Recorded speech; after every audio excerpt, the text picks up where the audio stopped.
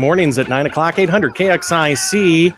We are joined in studio with Ron Solzrud, co-owner of Petland in Iowa City. Ron, what is going on at the store? The weather is changing. Winter is coming. It was Winter Awareness Day just a few days ago. Winter Awareness Day? It is. What do you do on that day? It was on Thursday, and Winter Awareness Day is basically, like you said, kind of the precursor to winter coming. You don't want to get ready for winter when winter is actually here. Oh, so Winter Awareness Day is find your hat, find your gloves, find your shovel, put on your snow chains, whatever. I love being prepared for winter. My wife and my kids know that I have a problem. I like to buy coats. Coats. I'm a coat man. And so and it's all athletic-y coats. And so we were at Eddie Bauer, gosh, it was just last week, and I ran and got a coat. And they said, no, not another one. I go, but this one's vented in the back, and it'll be really good for cross-country skiing and all that other stuff.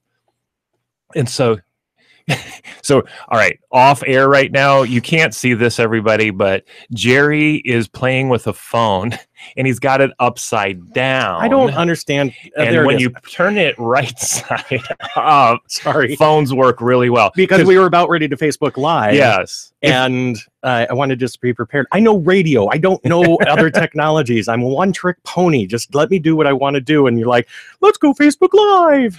So in a little bit, we're going to be talking about the ferret today. And if you wanted to see, what do we look like, and how does this all come about, or just review the show, go to Facebook and then search Petland, Iowa City, and then you'll see in a recent feed, we'll actually have a video of this ferret segment where we'll talk about having a ferret as a pet. Or you can go to KXIC's Facebook page, and you always competition there. You always do a great job of tagging us, and we appreciate it. So you can go to our page, whatever. We're all in the same boat together, but we are talking about ferrets, and a little bit about the store. That's what we were getting into. Oh yeah. What is going on? Sorry. So we are getting our winter apparel in. We already have that pre-winter stuff in there. So if you're looking for, we have a really nice sweatshirt that will take you well into December, if not throughout the entire winter. If it's something you need to put on your little doggy or little cat to let them go out for a little bit and do their business and come in. The jackets and sweatshirts and everything that we have are so cool because you can get them on within about 5 seconds. And I'm not joking. We'll demonstrate it. They're so easy to put on, and they hug the dog. So if you have that dog that weasels out of the jackets and stuff. Wait a second. I thought we were talking about ferrets. Are, but I am telling you a little bit about the store, and you opened it up with winter awareness, so we're going into winter awareness for your pet. I was curious why you brought up weasels then. When? Right now, when you said that the ferret is going to weasel its way out of the... Oh, wow. I led you down the primrose path on that one, You did. So come on in and do that. We're open. Today is Sunday from noon until 6. All other days we're open from 10 a.m. until 9 p.m. So we got a lot of hours you can visit. But today, Sunday, noon until 6. So after church or whatever you're doing at this time, guide that vehicle over to Petland and have fun playing with the ferrets, the dogs, the pets, the bunnies, and all that kind of stuff. So let's get into it. What is cool about ferrets, and why should somebody come and explore on whether or not the ferret is the right animal for them, or pet? I think the shtick is the ferret the right pet for your family? Is that what you're trying to say? Yeah. Is the ferret the right pet for your family? How would you know? There we go. All right. A little bit about the history of a ferret. They have been around for how long, do you think? This is the Stump the Jerry portion. 275 years. 2,500 years and beyond. I was close. So they've been around for a long time. Some people think this is somewhat of a new pet. It is kind of a new pet to America because it wasn't until... That's what I meant. It's new to America. Until the 1970s and 1980s, that's when they became popular as pets in America. Prior to that, they were primarily a hunter, just like what we hear about dogs all the time, is that the dogs were out, they were hunting rodents, they were keeping the wolves away from the sheep, whatever their duty was. The ferret had a duty, and it was a rabbit hunter. It was a rodent hunter on the farms trying to keep things down. So for 2,500 years, this is what the ferret was all about. And then what, in late 1930s, 1939, Mr. Marshall said, hey, I am going to breed these and provide them as a service to farmers and stuff like that. Well, Mr. Marshall is the one that in the 1970s said, hey, everybody's like got these as pets all of a sudden. They went from being a purposeful pet to now they want to cuddle and all that kind of stuff. And we're going to get into it. I know you just said a ferret, really cuddle with a ferret. We'll get into that. So what he did, though, is he addressed the situation that we all have the issue with on ferrets. They're kind of smelly. So there are 2 scent glands in a ferret. He removed one. So it significantly reduced the amount of smell from the ferret. Then he also spayed or neutered, so you don't have any other issues going on, and they stay kind of more, tame kind of a thing. He then also, all along this time, made them more domesticated. So he took the nice ferrets and bred them with other nice ferrets. This is exactly what they do with dogs as well, because they were fighting dogs, and now we have the dog in our house and we're not talking about fighting anymore. This is because they bred the nice ones. And so that's what they did with ferrets. In fact, Marshall ferrets are very well tamed, very easily trained, and just a fun pet to have. So that brings us up into this time frame where, wait, a ferret is now commonplace for you to have as a pet. So, all right, I know there's some of you and said, hey, I know you said that you had the little scent gland removed and all that kind of stuff. I still notice the smell. Marshall now has come out with an additive in the water that you can put in there. And so that removes the smell and everything. So it's even less smelly than before. Plus, you can bathe and wash them frequently. If I had a ferret at home, if I had room for another pet in my house, I would be bathing them at least weekly. And you go, well, gosh, that's a lot of maintenance. It takes about 5 minutes. How long did it take you to wash your dog? It was a chore. Yeah. So with dogs, there was a process to it. She was a great 123-pound Great Dane. So large breeds and even a small breed, I would say a small breed dog is easy to wash and everything. A ferret, you're done in 5 minutes, and I'm talking they're dry, at the end of that. So they're easy in that way. Other issues here, potty training and all that kind of stuff on dogs. This is one of the benefits of ferrets, by the way. So if you're, as a family or as an individual, you're saying, I don't have time for a dog, but I want a dog so badly. You want to look at a ferret as an alternative, because we just learned that they're easy to bathe. They're really quickly. If they get into anything, you put them literally in the sink, any sink. Use the shampoo. I always use a conditioner with all my pets anyways, and do that. So that's 5 minutes is done. Potty training. So how long does it take to potty train? We actually just covered that a little bit in your front segment. Days, weeks, months to potty train a dog. Oh, a dog. I thought you were talking about a ferret. So a ferret, they're litter trained, and we're already at the store. When you come into Petland, Iowa City, you'll notice that there's litter pans in every corner. So one of the trends for a ferret is to back into a corner when they actually poop and pee at the same time. And when they back 8 minutes and 50 seconds. Thanks for the warning. No, it was 8 minutes and 50 seconds until you said the word poop. I love it. Hey, well, today was a little longer.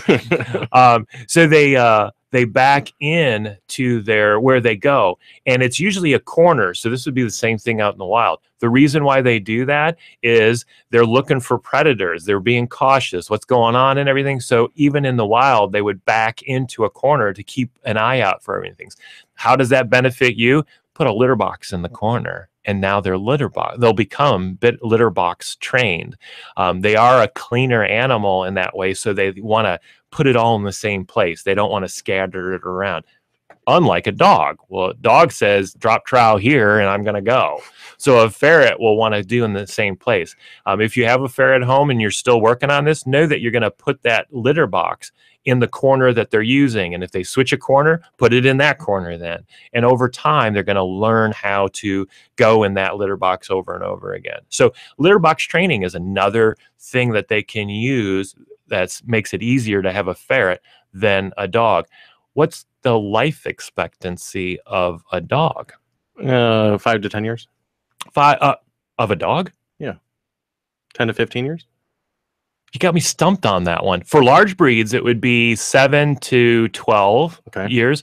For medium-sized breeds, they're now well into the teens.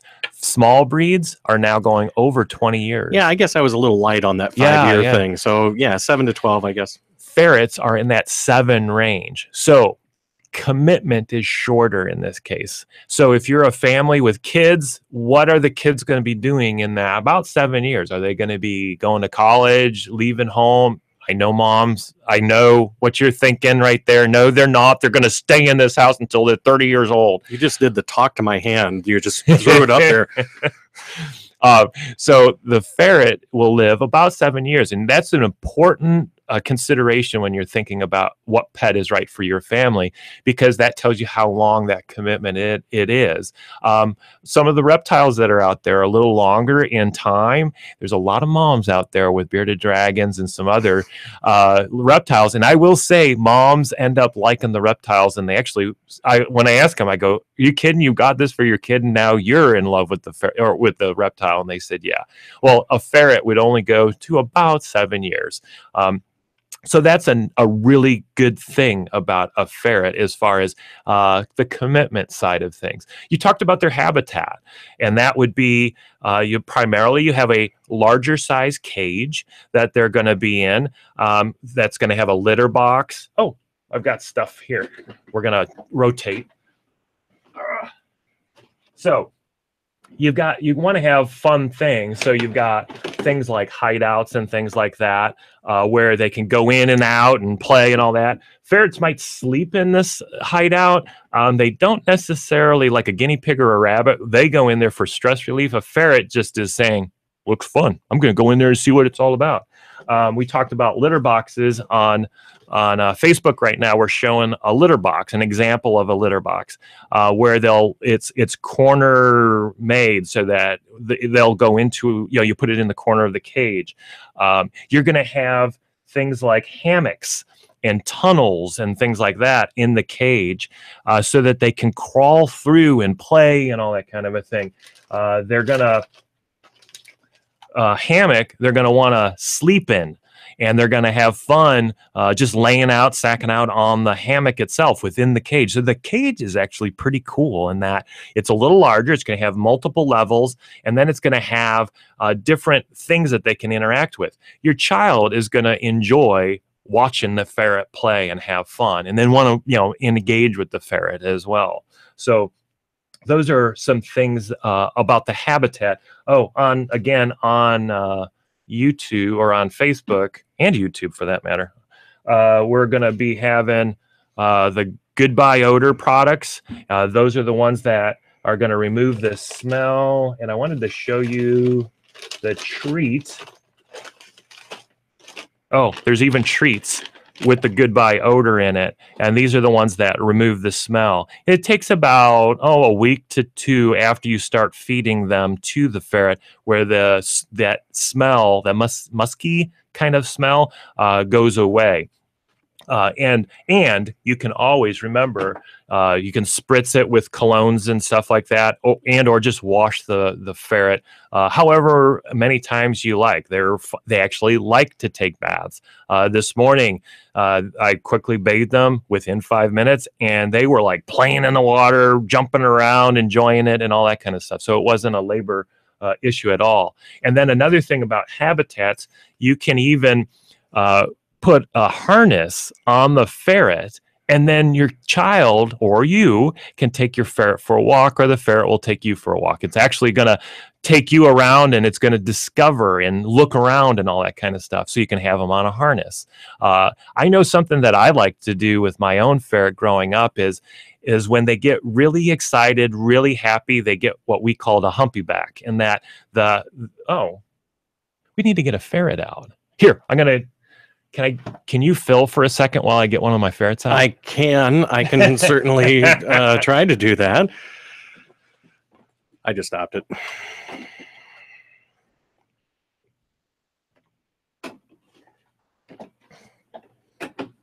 Facebook Live, hold tight. He's getting a ferret out. All right. So, all right.